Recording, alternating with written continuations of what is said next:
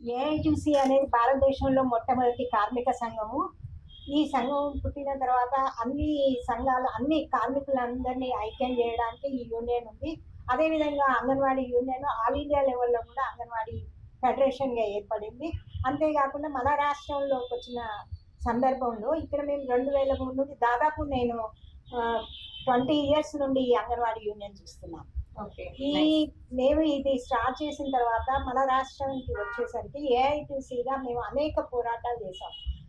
గతంలో ఉన్న వేతనాల కంటే ప్రతిసారి కూడా మేము చేసిన చెలో అసెంబ్లీ, చెలో పార్లమెంటు, కలెక్టర్ ఆఫీసుల దగ్గర ధర్నా, ఐసిడిఎస్ ఆఫీసుల దగ్గర అనేక పోరాటాలు చేయడం జరిగింది.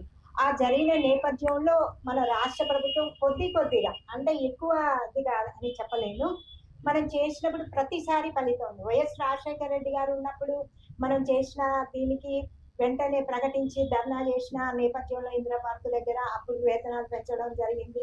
అంతకుముందు గతంలో ఒక కేంద్ర ప్రభుత్వమే 1500 రూపాయలు అంగన్వాడీ టీచర్స్ ఇచ్చేది.